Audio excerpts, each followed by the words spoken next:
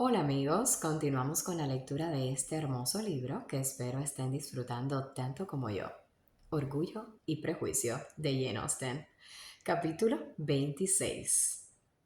La señora Gardiner hizo a Elizabeth la advertencia susodicha, puntual y amablemente, a la primera oportunidad que tuvo de hablar a solas con ella.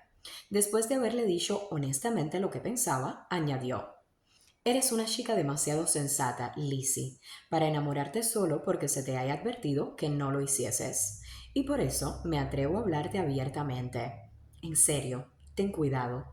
No te comprometas, ni dejes que él se vea envuelto en un cariño que la falta de fortuna puede convertir en una imprudencia. Nada tengo que decir contra él. Es un muchacho muy interesante, y si tuviera la posición que debería tener, me parecería inmejorable. Pero tal y como están las cosas, no puedes cegarte. Tienes mucho sentido y todos esperamos que lo uses. Tu padre confía en tu firmeza y en tu buena conducta. No vayas a defraudarle. Querida tía, esto es en serio de veras. Sí, y ojalá que tú también te lo tomes en serio. Bueno, no te alarmes. Me cuidaré de Wickham. Si lo puedo evitar, no se enamorará de mí. Elizabeth, no estás hablando en serio. Perdóname, lo intentaré otra vez. Por ahora no estoy enamorada de Wickham. Es verdad, no lo estoy. Pero es, sin comparación, el hombre más agradable que jamás he visto, tanto que no me importaría que se sintiese atraído por mí. Sé que es una imprudencia. Ay, ese abominable Darcy. La opinión que mi padre tiene de mí me honra, y me daría muchísima pena perderla. Sin embargo, mi padre es partidario del señor Wickham. En fin, querida tía, sentiría mucho haceros sufrir alguno de vosotros, pero cuando vemos a diario que los jóvenes, si están enamorados, suelen hacer caso omiso de la falta de fortuna a la hora de comprometerse, ¿cómo podría prometer yo ser más lista que tantas de mis congéneres si me viera tentada? ¿O cómo sabría que obraría con inteligencia si me resisto? Así es que lo único que puedo prometerte es que no me precipitaré. No me apresuraré a creer que soy la mujer de sus sueños. Cuando esté a su lado, no le demostraré que me gusta. O sea, que me portaré lo mejor que pueda. Tal vez lo conseguirías si procuras que no venga aquí tan a menudo. Por lo menos no deberías recordar a tu madre que lo invite. Como hice el otro día, repuso Elizabeth con maliciosa sonrisa. Es verdad, sería lo más oportuno, pero no vayas a imaginar que viene tan a menudo. Si le hemos invitado tanto esta semana es porque tú estabas aquí. Ya sabes la obsesión de mi madre de que sus visitas estén constantemente acompañadas. Pero de veras, te doy mi palabra de que trataré siempre de hacer lo que crea más sensato. Espero que ahora estarás más contenta. Su tía le aseguró que lo estaba. Elizabeth le agradeció sus amables advertencias y se fueron. Su conversación había constituido un admirable ejemplo de saber aconsejar sin causar resentimiento. Poco después de haberse ido los Gardiner y Jane, Collins regresó a Hertfordshire. Pero como fue a casa de los Lucas, la señora Bennet no se incomodó por su llegada. La boda se aproximaba, y la señora Bennet se había resignado tanto que ya le daba por inevitable e incluso repetía, eso sí, de mal talante, que deseaba que fuesen felices. La boda se iba a celebrar el jueves, y el miércoles vino la señorita Lucas a hacer su visita de despedida. Cuando la joven se levantó para irse, Elizabeth, sinceramente conmovida y avergonzada por la desatenta actitud y los fingidos buenos deseos de su madre, salió con ella de la habitación y la acompañó hasta la puerta. Mientras bajaban las escaleras, Charlotte dijo: Confío en que tendré noticias tuyas muy a menudo, Elisa. Las tendrás. Y quiero pedirte otro favor. ¿Vendrás a verme? Nos veremos con frecuencia en Hertfordshire, espero. Me parece que no podré salir de Kent hasta dentro de un tiempo. Prométeme, por lo tanto, venir a Hunsford. A pesar de la poca gracia que le hacía la visita, Elizabeth no pudo rechazar la invitación de Charlotte.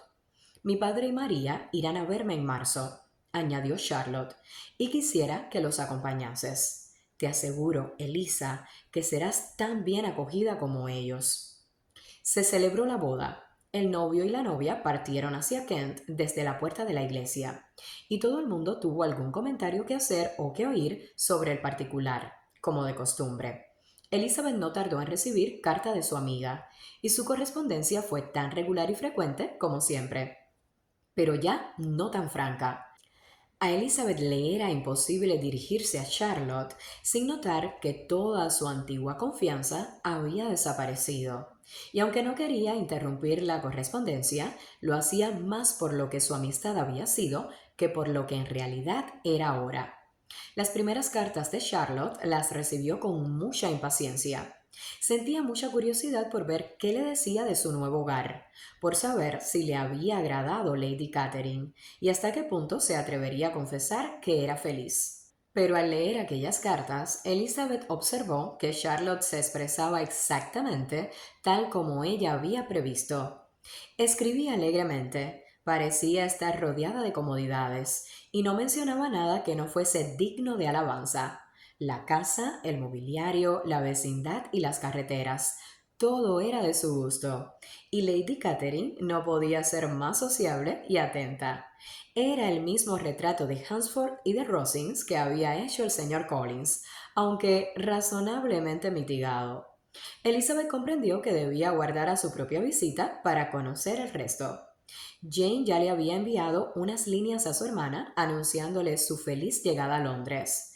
Y cuando le volviese a escribir, Elizabeth tenía esperanza de que ya podría contarle algo de los Bingley. Su impaciencia por esta segunda carta recibió la recompensa habitual a todas las impaciencias. Jane llevaba una semana en la capital sin haber visto o sabido nada de Caroline. Sin embargo, se lo explicaba suponiendo que la última carta que le mandó a su amiga desde Longbourn se habría perdido. Mi tía, continuó, irá mañana a esa parte de la ciudad y tendré ocasión de hacer una visita a Caroline en la calle Grosvenor. Después de la visita mencionada, en la que vio a la señorita Bingley, Jane volvió a escribir. Caroline no estaba de buen humor, pero se alegró mucho de verme y me reprochó que no le hubiese notificado mi llegada a Londres. Por lo tanto, yo tenía razón, no había recibido mi carta. Naturalmente, le pregunté por su hermano. Me dijo que estaba bien, pero que anda tan ocupado con el señor Darcy que ella apenas le ve. Casualmente, esperaban a la señorita Darcy para comer. Me gustaría verla. Mi visita no fue larga, pues Caroline y la señora Hurst tenían que salir. Supongo que pronto vendrán a verme. Elizabeth movió la cabeza al leer la carta. Vio claramente que solo por casualidad podría Bingley descubrir que Jane estaba en Londres. Pasaron 4 semanas sin que Jane supiese nada de él. Trató de convencerse a sí misma que no lo lamentaba, pero de lo que no podía estar ciega más tiempo era del desinterés de la señorita Bingley. Después de esperarla en casa durante 15 días todas las mañanas e inventarle una excusa todas las tardes, por fin recibió su visita. Pero la brevedad de la misma, y lo que es más, su extraña actitud, no dejaron que Jane siguiera engañándose. La carta que escribió entonces a su hermana demostraba lo que sentía. Estoy segura, mi queridísima Lizzie, de que serás incapaz de vanagloriarte a costa mía por tu buen juicio, cuando te confiese que me he desengañado completamente del afecto de la señorita Bingley. De todos modos, aunque los hechos te hayan dado la razón, no me creas obstinada si aún afirmo que, dado su comportamiento conmigo, mi confianza era tan natural como tus recelos. A pesar de todo, no puedo comprender por qué motivo quiso ser amiga mía. Pero si las cosas se volviesen a repetir, no me cabe la menor duda de que me engañaría de nuevo. Caroline no me devolvió la visita hasta ayer, y entre tanto no recibí ni una nota ni una línea suya. Cuando vino, se vio bien claro que era contra su voluntad. Me dio una ligera disculpa, meramente formal, por no haber venido antes. No dijo palabra de cuándo volveríamos a vernos, y estaba tan alterada que, cuando se fue, decidí firmemente poner fin a nuestras relaciones. Me da pena, aunque no puedo evitar echarle la culpa a ella. Hizo mal en elegirme a mí como amiga, pero puedo decir con seguridad que fue ella quien dio el primer paso para intimar conmigo. De cualquier modo, la compadezco. porque debe de comprender que se ha portado muy mal y porque estoy segura de que la preocupación por su hermano fue la causa de todo. Y aunque nos consta que esa preocupación es innecesaria, el hecho de sentirla justifica su actitud para conmigo. Y como él merece cumplidamente que su hermana le adore, toda la inquietud que le inspire es natural y apreciable.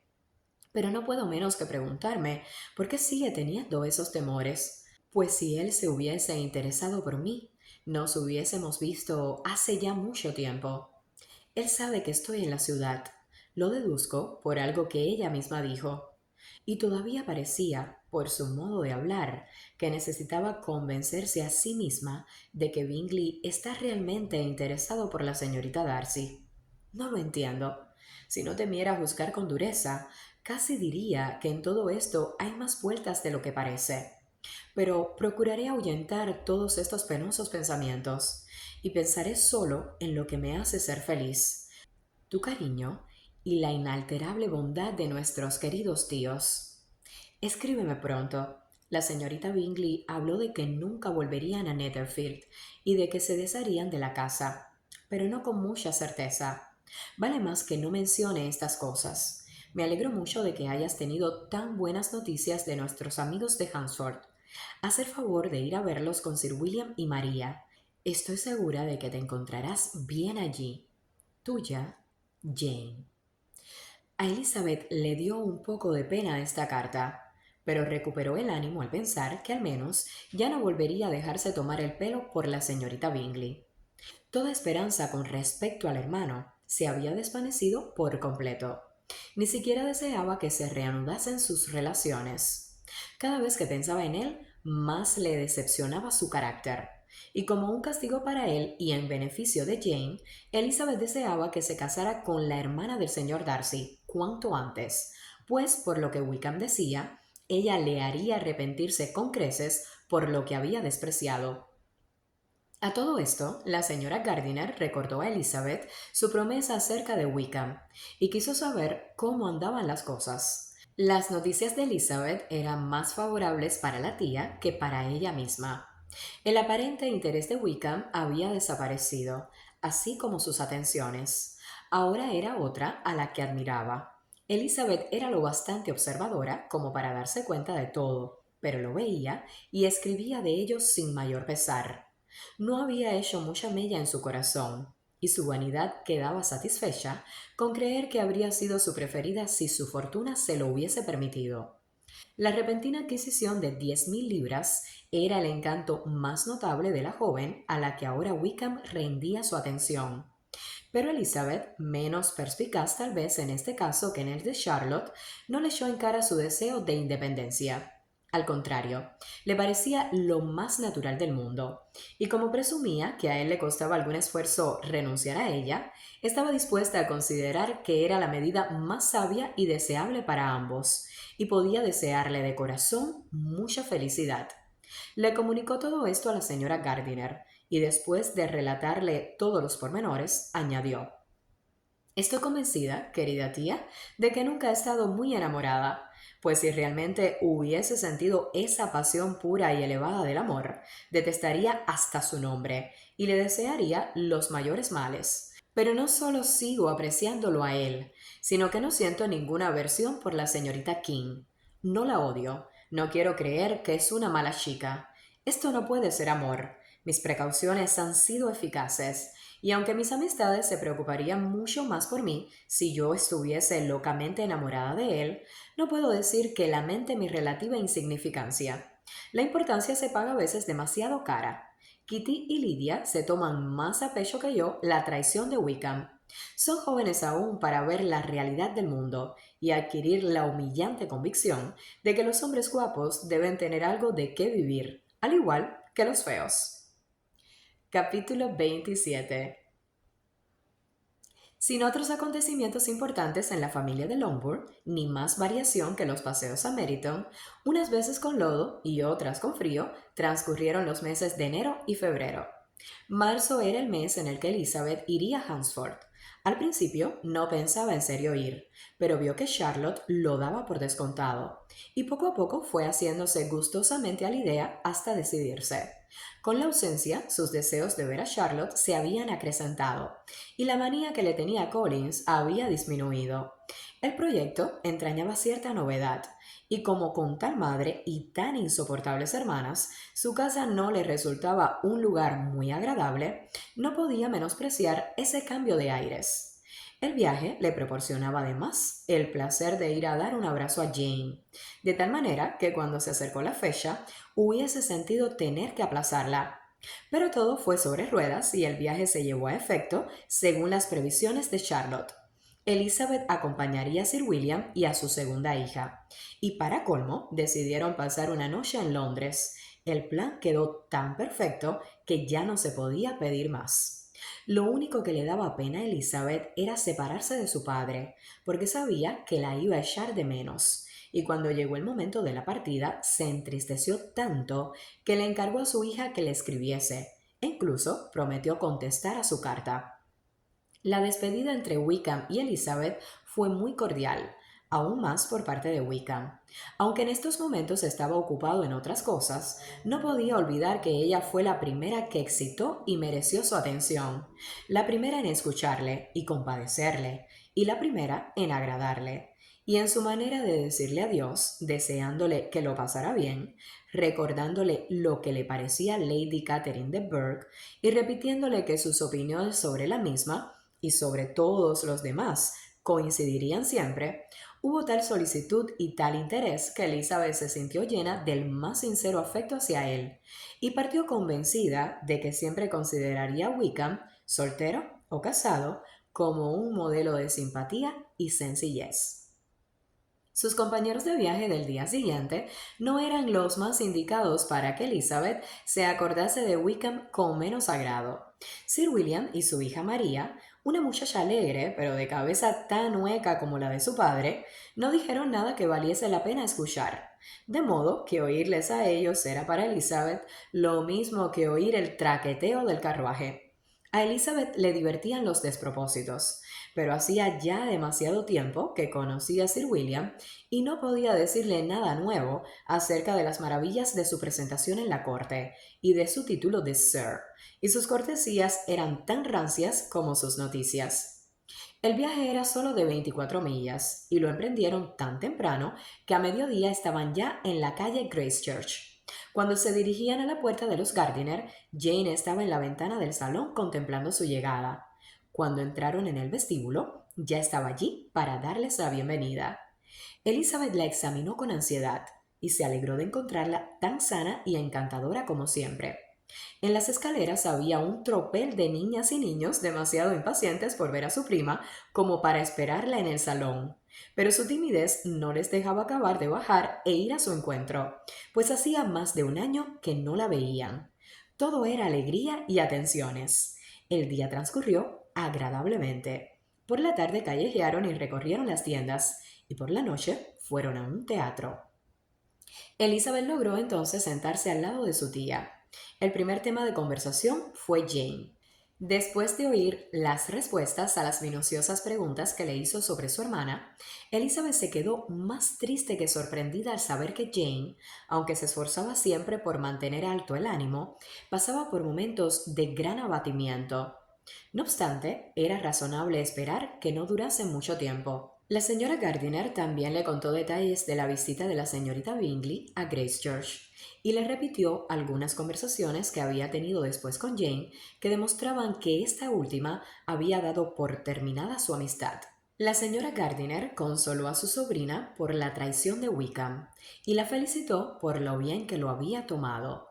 Pero dime, querida Elizabeth, añadió, ¿qué clase de muchacha es la señorita King? Sentiría mucho tener que pensar que nuestro amigo es un cazador de dotes. A ver, querida tía, ¿cuál es la diferencia que hay en cuestiones matrimoniales entre los móviles egoístas y los prudentes? ¿Dónde acaba la discreción y empieza la avaricia? Las pasadas navidades temías que se casara conmigo porque habría sido imprudente. Y ahora, porque él va en busca de una joven con solo 10.000 libras de renta, das por hecho que es un cazador de dotes. Dime nada más qué clase de persona es la señorita King, y podré formar juicio. Creo que es una buena chica. No he oído decir nada malo de ella. pero él no le dedicó la menor atención hasta que la muerte de su abuelo la hizo dueña de esa fortuna. Claro, porque había de hacerlo. Si no podía permitirse conquistarme a mí porque yo no tenía dinero, ¿qué motivos había de tener para hacerle la corte a una muchacha que nada le importaba y que era tan pobre como yo? Pero resulta indecoroso que le dirija sus atenciones tan poco tiempo después de ese suceso. Un hombre que está en mala situación no tiene tiempo, como otros, para observar esas elegantes delicadezas. Además, si ella no se lo reprocha, ¿por qué hemos de reprochárselo nosotros? El que a ella no le importe no justifica Wickham, solo demuestra que esa señorita carece de sentido o de sensibilidad. Bueno, exclamó Elizabeth, como tú quieras. Pongamos que él es un cazador de dotes y ella una tonta. No, Elizabeth, eso es lo que no quiero. Ya sabes que me dolería pensar mal de un joven que vivió tanto tiempo en Derbyshire. Ah, pues si es por esto, yo tengo muy mal concepto de los jóvenes que viven en Derbyshire, cuyos íntimos amigos que viven en Hertfordshire no son mucho mejores. Estoy harta de todos ellos. Gracias a Dios, mañana voy a un sitio en donde encontraré a un hombre que no tiene ninguna cualidad agradable, que no tiene ni modales ni aptitudes para hacerse simpático. Al fin y al cabo, los hombres estúpidos son los únicos que vale la pena conocer. Cuidado, Lizzie. Esas palabras suenan demasiado a desengaño. Antes de separarse por haber terminado la obra, Elizabeth tuvo la inesperada dicha de que sus tíos la invitasen a acompañarlos en un viaje que pensaban emprender en el verano. Todavía no sabemos a dónde iremos, dijo la señora Gardiner, pero quizá nos lleguemos hasta los lagos. Ningún otro proyecto podía serle a Elizabeth tan agradable. Aceptó la invitación al instante, sumamente agradecida. Querida, queridísima tía, exclamó con entusiasmo. ¡Qué delicia! ¡Qué felicidad! Me haces revivir. Esto me da fuerzas. Adiós al desengaño y al rencor. ¿Qué son los hombres al lado de las rocas y de las montañas? Oh, qué horas de ovación pasaremos. Y al regresar, no seremos como esos viajeros que no son capaces de dar una idea exacta de nada.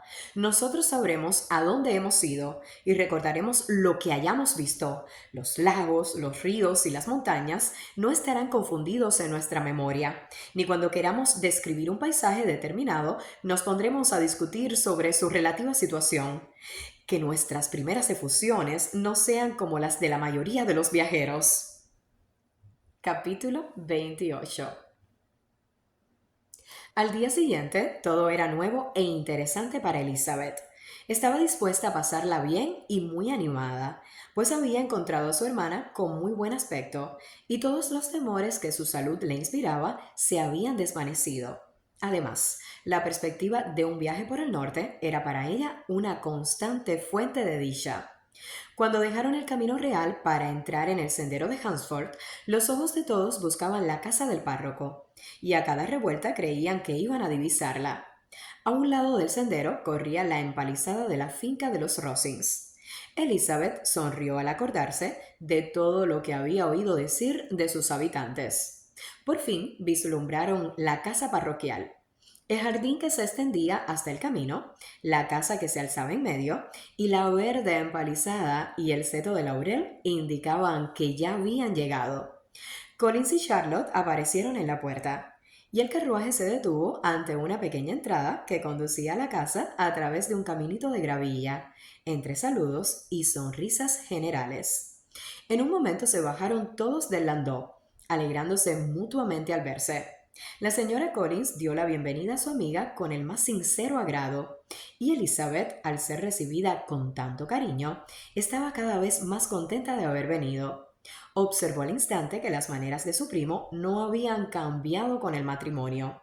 Su rígida cortesía era exactamente la misma de antes, y la tuvo varios minutos en la puerta para hacerle preguntas sobre toda la familia. Sin más dilación que las observaciones de Collins a sus huéspedes sobre la pulcritud de la entrada, entraron en la casa.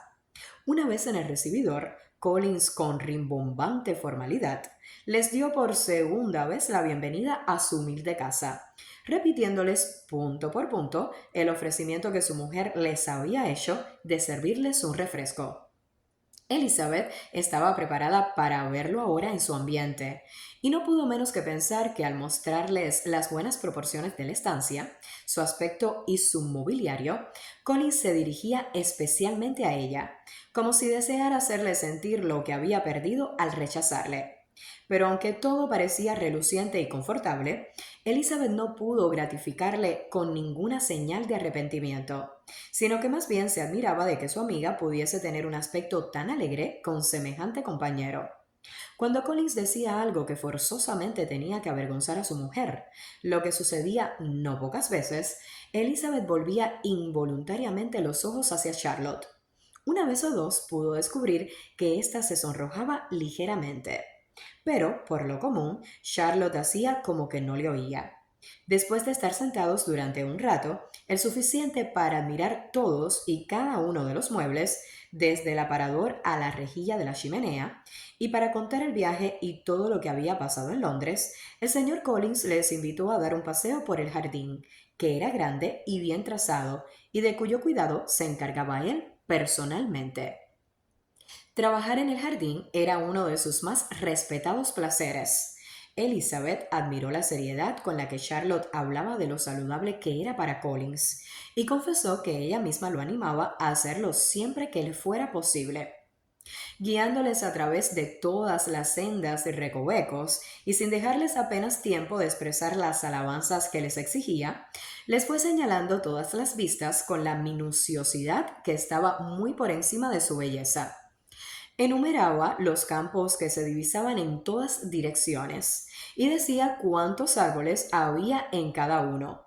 Pero de todas las vistas de las que su jardín o la campiña o todo el reino podía enardecerse, no había otra que pudiese compararse a la de Rosings, que se descubría a través de un claro de los árboles que limitaban la finca en la parte opuesta a la fachada de su casa. La mansión era bonita, moderna y estaba muy bien situada en una elevación del terreno. Desde el jardín, Collins hubiese querido llevarles a recorrer sus dos praderas, pero las señoras no iban calzadas a propósito para andar por la hierba aún helada y desistieron. Sir William fue el único que le acompañó. Charlotte volvió a la casa con su hermana y Elizabeth, sumamente contenta, probablemente, por poder mostrársela sin la ayuda de su marido. Era pequeña, pero bien distribuida. Todo estaba arreglado con orden y limpieza, mérito que Elizabeth atribuyó a Charlotte. Cuando se podía olvidar a Collins, se respiraba un aire más agradable en la casa, y por la evidente satisfacción de su amiga, Elizabeth pensó que debería olvidarlo más a menudo. Ya le habían dicho que Lady Catherine estaba todavía en el campo. Se volvió a hablar de ella mientras cenaban, y Collins, sumándose a la conversación, dijo: Sí, Elizabeth, tendrá usted el honor de ver a Lady Catherine de Bourgh el próximo domingo en la iglesia. Y no necesito decirle lo que le va a encantar. Es toda afabilidad y condescendencia. Y no dudo que la honrará dirigiéndole la palabra en cuanto termine el oficio religioso. Casi no dudo tampoco de que usted y mi cuñada María serán incluidas en todas las invitaciones con que nos honre durante la estancia de ustedes aquí. Su actitud para con mi querida Charlotte es amabilísima. Comemos en Rosings 2 veces a la semana y nunca consiente que volvamos a pie. Siempre pide su carruaje para que nos lleve. Mejor dicho, uno de sus carruajes, porque tiene varios. Lady Catherine es realmente una señora muy respetable y afectuosa, añadió Charlotte, y una vecina muy atenta. Muy cierto, querida, es exactamente lo que yo digo. Es una mujer a la que nunca se puede considerar con bastante deferencia. Durante la velada se habló casi constantemente de Hertfordshire y se repitió lo que ya se había dicho por escrito.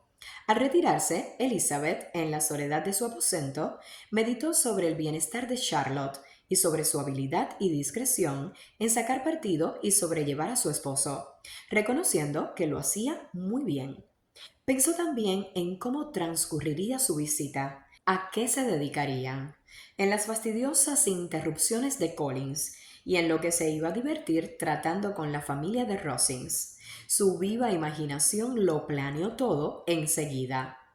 Al día siguiente, a eso de las 12, estaba en su cuarto preparándose para salir a dar un paseo, cuando oyó abajo un repentino ruido que pareció que sembraba la confusión en toda la casa.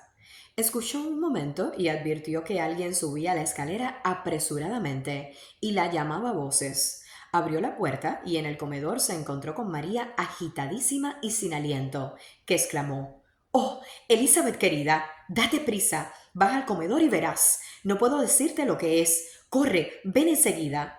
En vano preguntó Elizabeth lo que pasaba. María no quiso decirle más. Ambas acudieron al comedor, cuyas ventanas daban al camino, para ver la maravilla. Esta consistía sencillamente en dos señoras que estaban paradas en la puerta del jardín en un faetón bajo. «¿Y eso es todo?», exclamó Elizabeth. «Esperaba por lo menos que los puercos hubiesen invadido el jardín, y no veo más que a Lady Catherine y a su hija». «Oh, querida», repuso María, extrañadísima por la equivocación, «no es Lady Catherine. La mayor es la señora Jenkinson, que vive con ellas. La otra es la señorita de Burgh.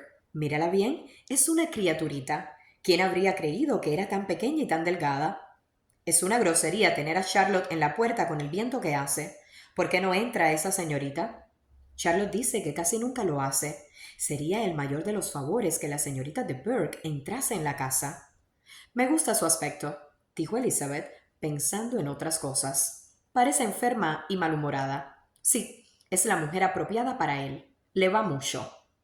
Collins y su esposa conversaban con las dos señoras en la verja del jardín, y Elizabeth se divertía de lo lindo viendo a Sir William en la puerta de entrada, sumido en la contemplación de la grandeza que tenía ante sí, y haciendo una reverencia cada vez que la señorita de Burgh dirigía la mirada hacia donde él estaba.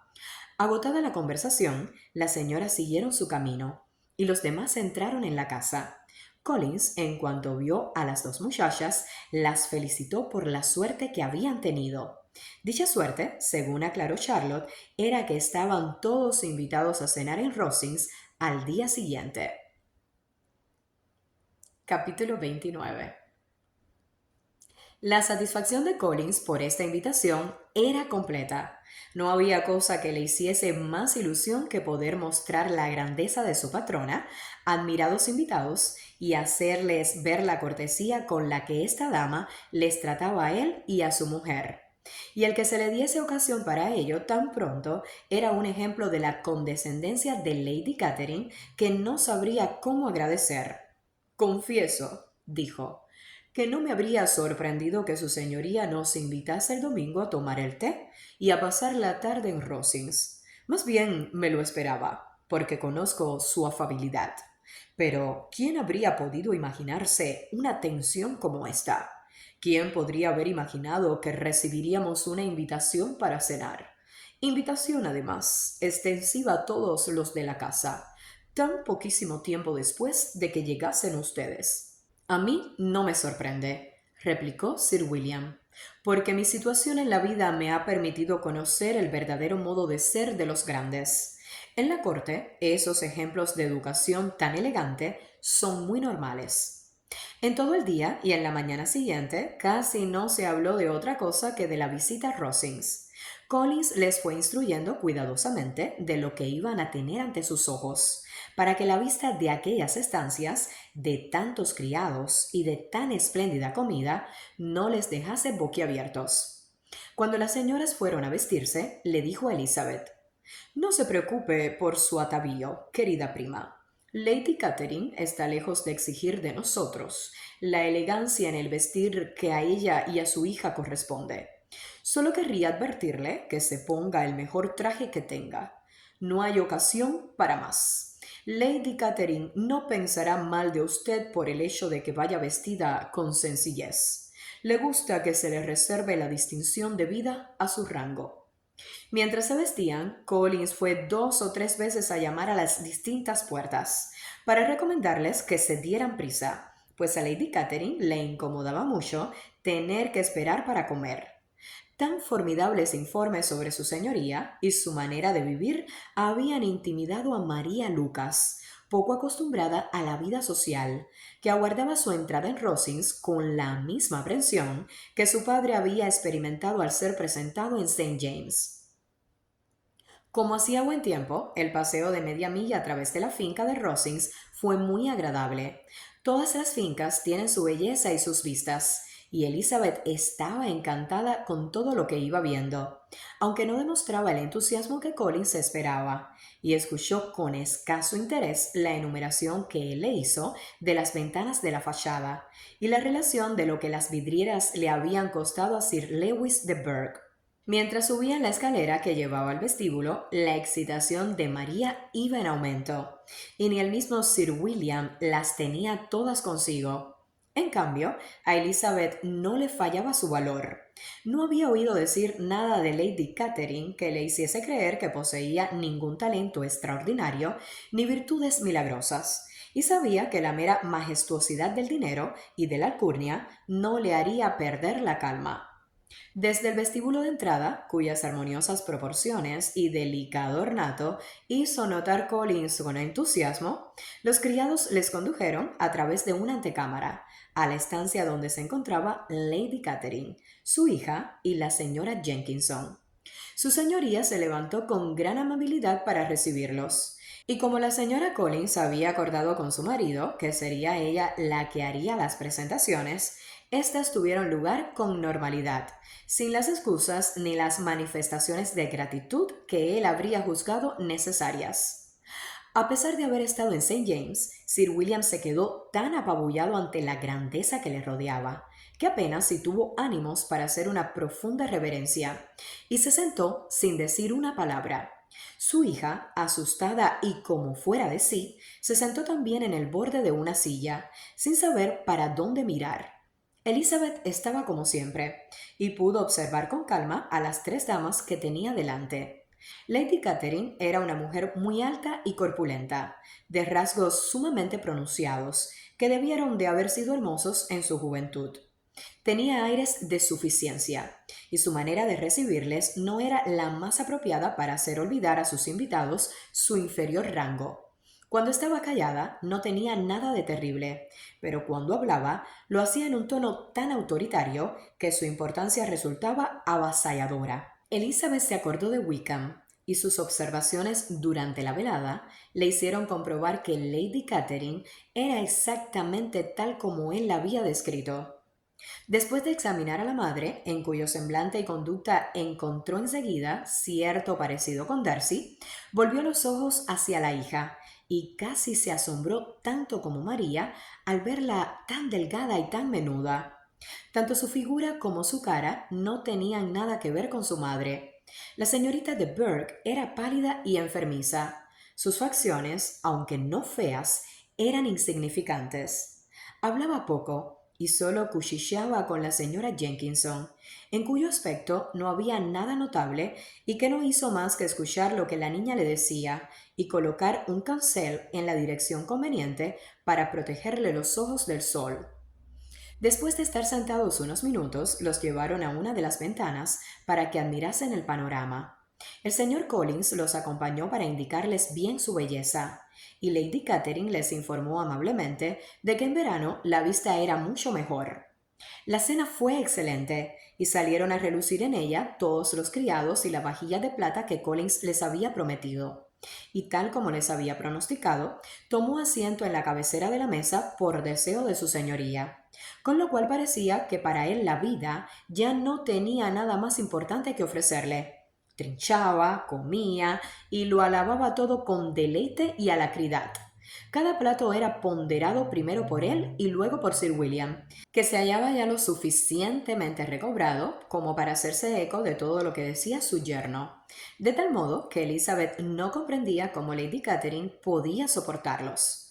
Pero Lady Catherine parecía complacida con tan excesiva admiración, y sonreía afablemente, especialmente cuando algún plato resultaba una novedad para ellos. Los demás casi no decían nada. Elizabeth estaba dispuesta a hablar en cuanto le dieran la oportunidad, pero estaba sentada entre Charlotte y la señorita de Burgh, y la primera se dedicaba a escuchar a Lady Catherine, mientras que la segunda no abrió la boca en toda la comida. La principal ocupación de la señorita Jenkinson era vigilar lo poco que comía la señorita de Burgh, pidiéndole insistentemente que tomase algún otro plato, temiendo todo el tiempo que estuviese indispuesta. María creyó conveniente no hablar, y los caballeros no hacían más que comer y alabar. Cuando las señoras volvieron al salón, no tuvieron otra cosa que hacer que oír hablar a Lady Catherine, cosa que hizo sin interrupción, hasta que sirvieron el café, exponiendo su opinión sobre toda clase de asuntos de un modo tan decidido que demostraba que no estaba acostumbrada a que le llevasen la contraria. Interrogó a Charlotte minuciosamente y con toda la familiaridad sobre sus quehaceres domésticos, dándole multitud de consejos. Le dijo que todo debía estar muy bien organizado en una familia tan reducida como la suya, y la instruyó hasta en el cuidado de las vacas y las gallinas. Elizabeth vio que no había nada que estuviese bajo la atención de esta gran dama que no le ofreciera la ocasión de dictar órdenes a los demás. En los intervalos de su discurso a la señora Collins, dirigió varias preguntas a María y a Elizabeth, pero especialmente a la última, de cuya familia no sabía nada, y que, según le dijo a la señora Collins, le parecía una muchacha muy gentil y bonita. Le preguntó en distintas ocasiones cuántas hermanas tenía, si eran mayores o menores que ella, si había alguna que estuviera para casarse, si eran guapas, dónde habían sido educadas, qué clase de carruaje tenía su padre y cuál había sido el apellido de soltera de su madre. Elizabeth notó la impertinencia de sus preguntas, pero contestó a todas ellas con mesura. Lady Catherine observó después. Tengo entendido que la propiedad de su padre debe heredarla el señor Collins. Lo celebro por usted, dijo volviéndose hacia Charlotte, pero no veo motivo para legar las posesiones fuera de la línea femenina. En la familia de Sir William de Burgh no se hizo así. ¿Sabe tocar y cantar, señorita Bennet? Un poco. Entonces tendremos el gusto de escucharla en algún momento. Nuestro piano es excelente, probablemente mejor que el de... Un día lo probará usted. ¿Y sus hermanas? ¿Tocan y cantan también? Una de ellas sí. ¿Y por qué no todas? Todas debieron aprender. Las señoritas Webb tocan todas, y sus padres son tan ricos como los suyos. ¿Dibuja usted?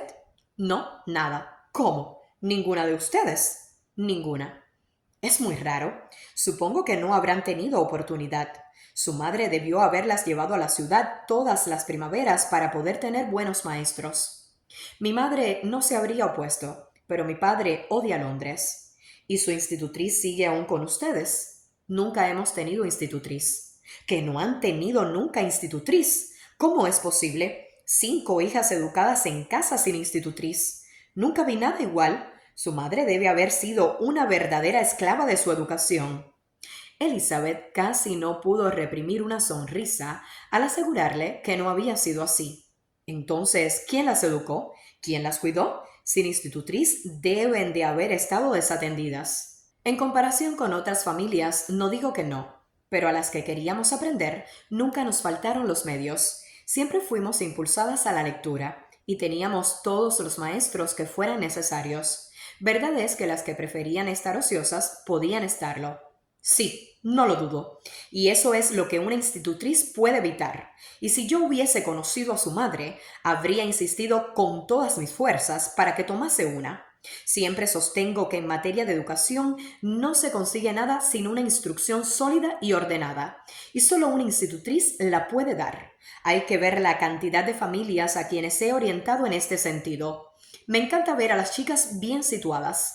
4 sobrinas de la señora Jenkinson se colocaron muy bien gracias a mí, y el otro día mismo recomendé a otra joven de quien me hablaron por casualidad, y la familia está contentísima con ella.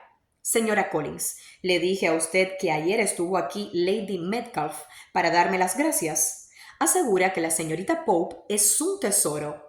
Lady Catherine, me dijo, me ha dado usted un tesoro. ¿Ha sido ya presentada en sociedad alguna de sus hermanas menores, señorita Bennet? Sí, señora. Todas. ¿Todas? ¿Cómo? ¿Las 5 a la vez? ¡Qué extraño! ¿Y usted es solo la segunda? Las menores presentadas en sociedad antes de casarse las mayores. Sus hermanas deben de ser muy jóvenes. Sí, la menor no tiene aún 16 años. Quizá es demasiado joven para haber sido presentada en sociedad. Pero en realidad, señora, creo que sería muy injusto que las hermanas menores no pudieran disfrutar de la sociedad y de sus amenidades, por el hecho de que las mayores no tuviesen medios o ganas de casarse pronto. La última de las hijas tiene tanto derecho a los placeres de la juventud como la primera. Demorarlos por ese motivo creo que no sería lo más adecuado para fomentar el cariño fraternal y la delicadeza de pensamiento. Caramba, dijo su señoría, para ser usted tan joven, da sus opiniones de modo muy resuelto. Dígame, ¿qué edad tiene? Con tres hermanas detrás, ya crecidas, contestó Elizabeth sonriendo. Su señoría no puede esperar que se lo confiese. Lady Catherine se quedó asombradísima de no haber recibido una respuesta directa, y Elizabeth sospechaba que había sido ella la primera persona que se había atrevido a burlarse de tan majestuosa impertinencia. No puede usted tener más de 20, estoy segura, así que no necesita ocultar su edad. Aún no he cumplido los 21. Cuando los caballeros entraron y acabaron de tomar el té, se dispusieron las mesitas de juego. Lady Catherine, Sir William y los esposos Collins se sentaron a jugar una partida de cuatrillo, y como la señorita de Burgh prefirió jugar al casino, Elizabeth y María tuvieron el honor de ayudar a la señora Jenkinson a completar su mesa, que fue aburrida en grado superlativo. Apenas se pronunció una sílaba que no se refiriese al juego, excepto cuando la señora Jenkinson expresaba sus temores de que la señorita de Burgh tuviese demasiado calor o demasiado frío, demasiada luz o demasiado poca. La otra mesa era mucho más animada. Lady Catherine casi no paraba de hablar, poniendo de relieve las equivocaciones de sus compañeros de juego o relatando alguna anécdota de sí misma. Collins no hacía más que afirmar todo lo que decía su señoría, dándole las gracias cada vez que ganaba y disculpándose cuando creía que su ganancia era excesiva. Sir William no decía mucho, se dedicaba a recopilar en su memoria todas aquellas anécdotas y tantos nombres ilustres. Cuando Lady Catherine y su hija se cansaron de jugar, se recogieron las mesas y le ofrecieron el coche a la señora Collins, que lo aceptó muy agradecida, e inmediatamente dieron órdenes para traerlo. La reunión se congregó entonces junto al fuego para oír a Lady Catherine pronosticar qué tiempo iba a ser al día siguiente. En estas les avisaron de que el coche estaba en la puerta, y con muchas reverencias por parte de Sir William y muchos discursos de agradecimiento por parte de Collins, se despidieron. En cuanto dejaron atrás el zaguán, Collins invitó a Elizabeth a que expresara su opinión sobre lo que había visto en Rosings, a lo que accedió solo por Charlotte, exagerándolo más de lo que sentía. Pero por más que se esforzó su elogio, no satisfizo a Collins, que no tardó en verse obligado a encargarse él mismo de alabar a su señoría. Si estás disfrutando la lectura de este libro tanto como yo, por favor dale me gusta al video y por supuesto suscríbete al canal para que sigamos juntos este recorrido con Orgullo y Prejuicio. Gracias.